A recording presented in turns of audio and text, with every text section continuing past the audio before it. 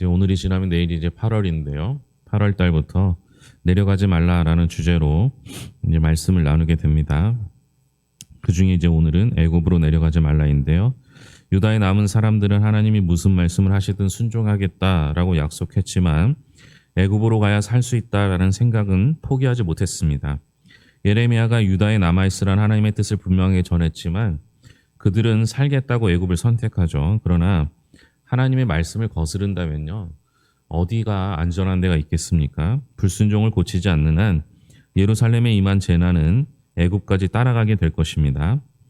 예레미야가 애굽으로 내려가는 백성이 하나님의 경고를 전하는데요.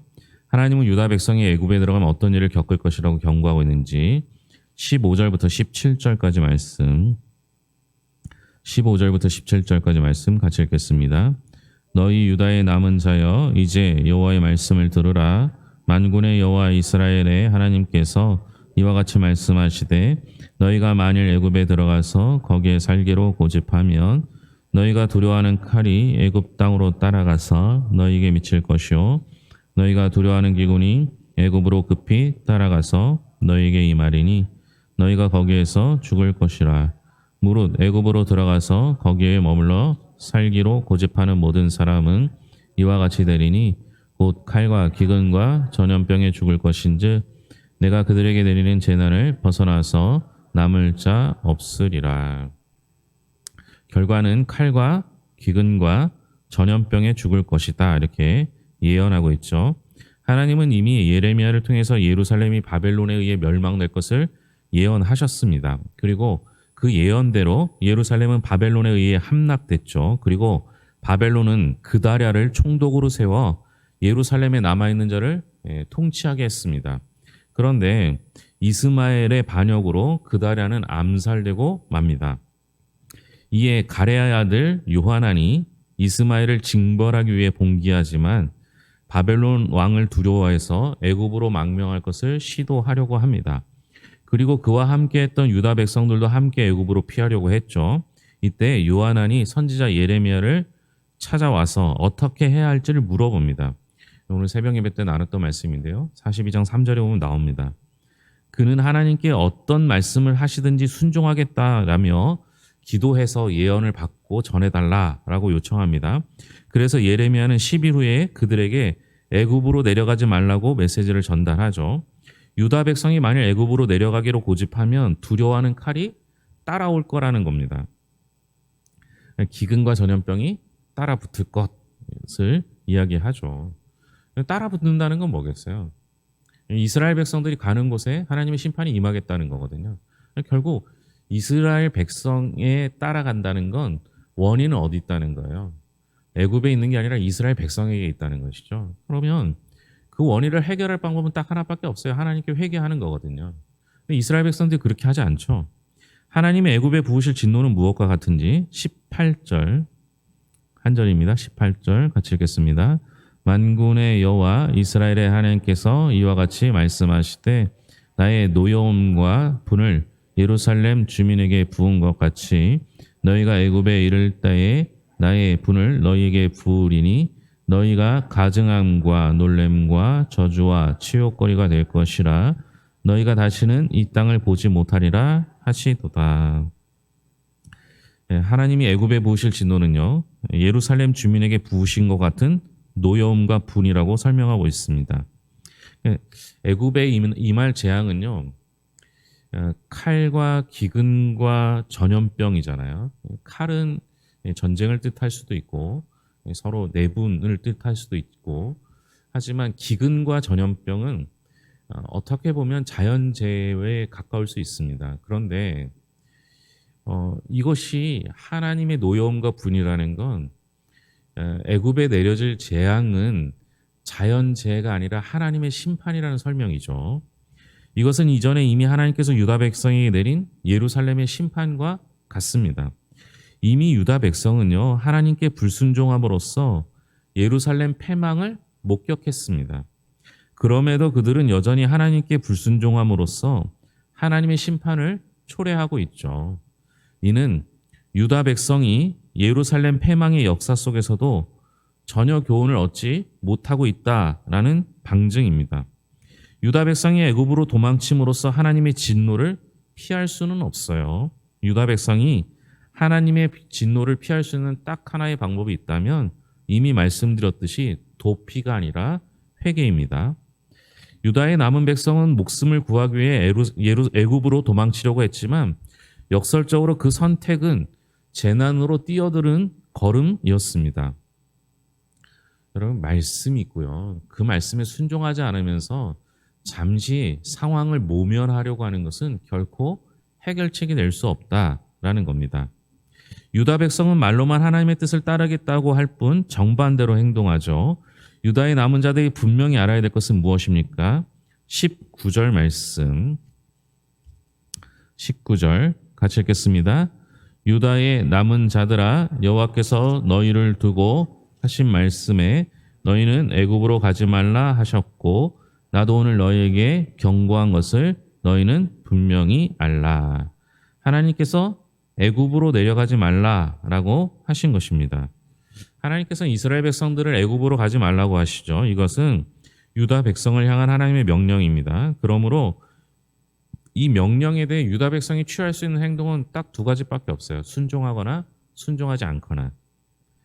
순종이란 하나님이 말씀하시면 내가 듣겠습니다라고 말만 하는 게 아니죠. 하나님이 말씀하시면 그대로 하는 것, 그게 순종이죠. 하나님 말씀에 순종하겠다고 말만 할 뿐 순종하지 않는 것은 하나님을 속이는 행위가 됩니다. 백성이 하나님을 속일 수도 없지만 만일 속이려 하면 하나님의 심판만 자초할 뿐인 것이죠.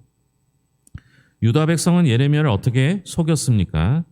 20절을 먼저 한번 볼까요? 20절 같이 읽겠습니다.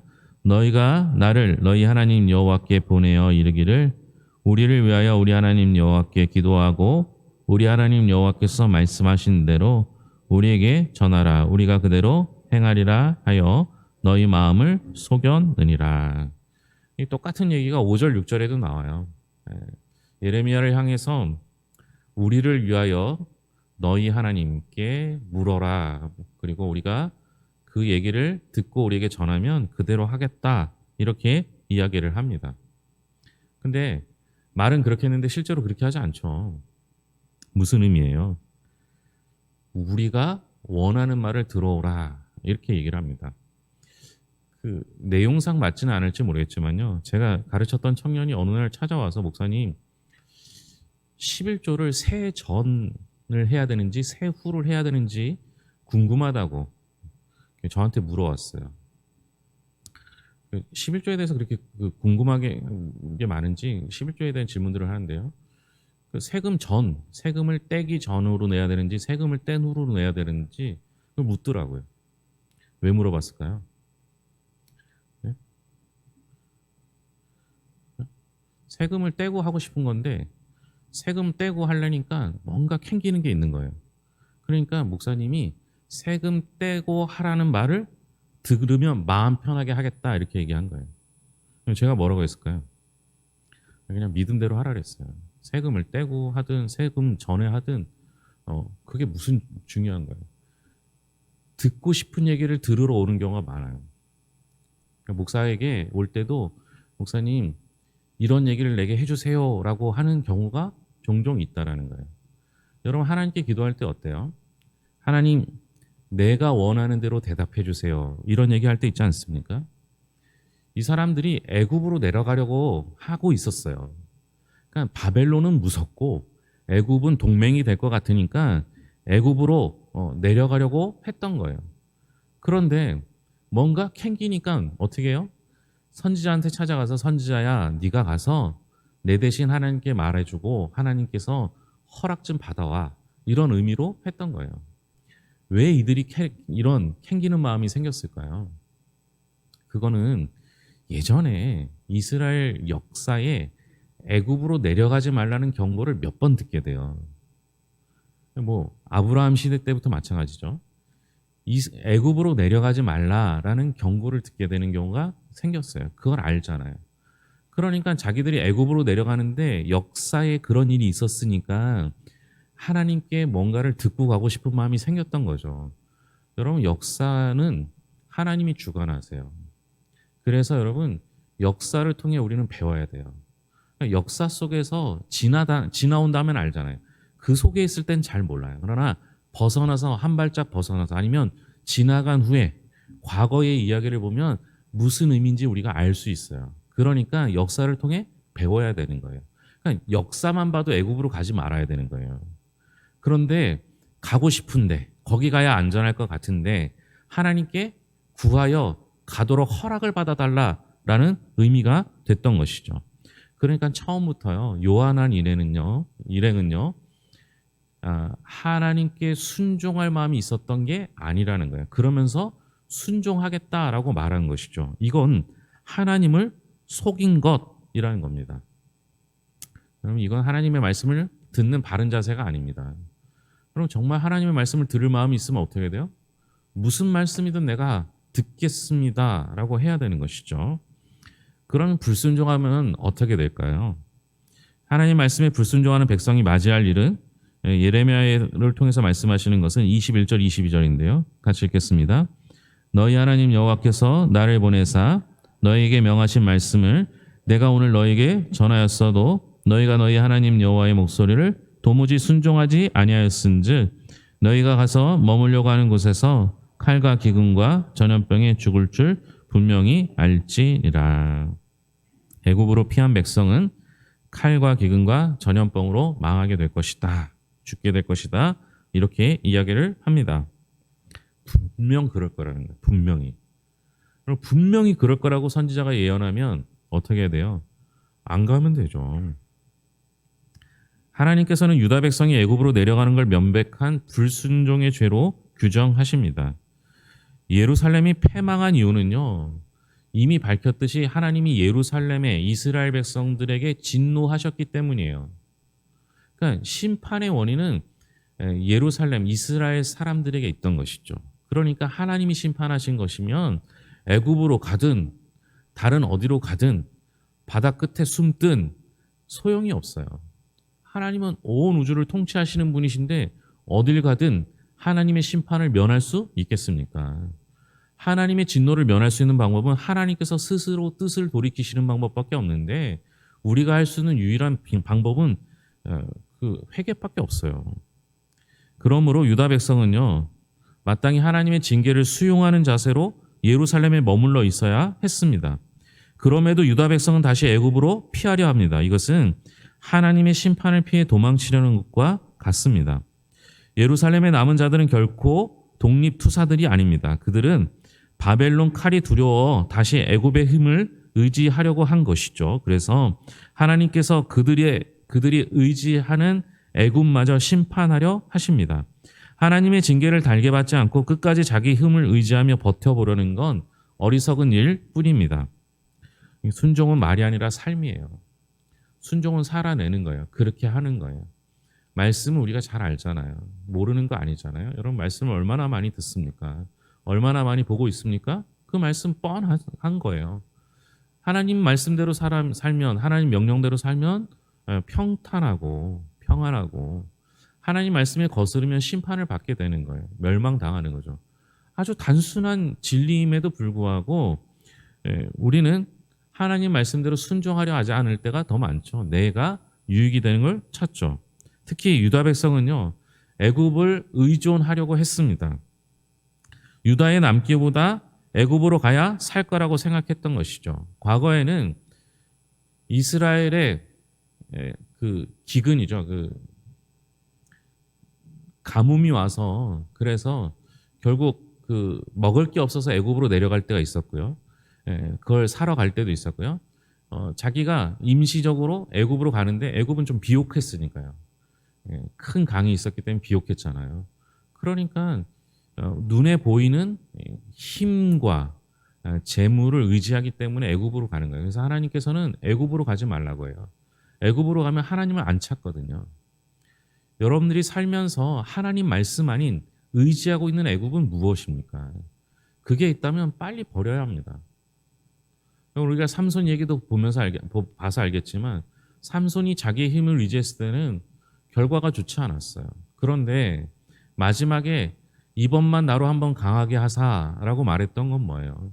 자기의 힘이 아니라 하나님께서 힘을 주시면 이라는 거예요. 여러분, 우리가 살아갈 때 하나님이 주시는 힘을 가지고 살아야 되는 건 너무나 당연하고 너무나 가장 효율적인 방법 아니겠습니까? 그런데도 여러분, 자꾸만 내 힘을 의지하고 내 생각을 의지하고 내 방법을 찾으려고 하는 거예요. 살아날 방법을 자꾸 찾으려고 하는 것이죠. 여러분, 어디가 안전하겠습니까? 어디가 편안하겠습니까? 주 날개 아래 그 품에 안기는 것이 가장 안전하고 평안한 길임을 우리 성도님들이 깨달았으면 좋겠습니다. 기도하겠습니다. 하나님 아버지, 감사합니다. 하나님께서는 이스라엘을 심판하셨습니다. 바벨론을 통해서 이스라엘을 멸망하겠다 약속하시고 멸망시키셨습니다.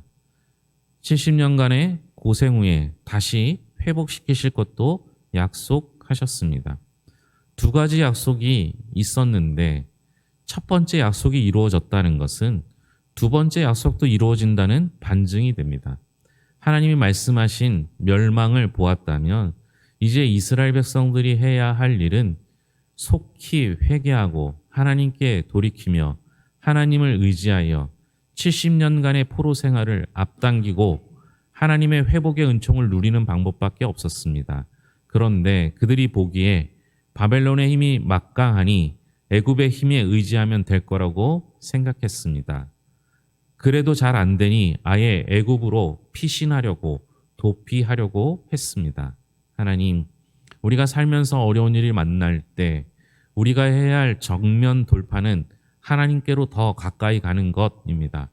그럼에도 불구하고 우리는 자꾸만 우리 눈에 의지할 만한 애굽을 찾고 그 애굽으로 도피하려고 합니다.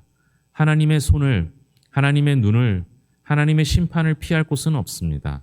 오직 우리의 안전은 주님의 돌보심과 동행하심에 있습니다. 그래서 할 수만 있다면 더 가까이 가 주님의 날개 그늘 아래 피할 수 있도록 인도하여 주시옵소서. 우리 하나님만이 우리의 피난처 되십니다. 주님 안에, 주님 안으로 들어가 주님과 동행하는 삶을 살 수 있도록 붙잡아 주시옵소서. 무더운 여름입니다. 지치고 힘들고 어려운 마음입니다. 너무 습하고 더워서 짜증나기도 합니다. 우리들의 마음을 주장하여 주셔서 우리를 시원케 하시는 하나님의 은혜로 말미암아 우리를 만나는 모든 사람들에게 기쁨과 행복을 전해줄 수 있도록 인도하여 주시옵소서. 휴가 기간입니다. 오고 가는 발걸음 주님께서 함께하여 주셨고 안전하게 돌아올 수 있도록 인도하여 주시며 기쁘고 행복한 시간들 되게 하여 주시옵소서. 우리 성도들 한 명 한 명을 붙잡아 주실 것을 믿으며 모든 것을 예수님의 이름으로 기도합니다. 아멘.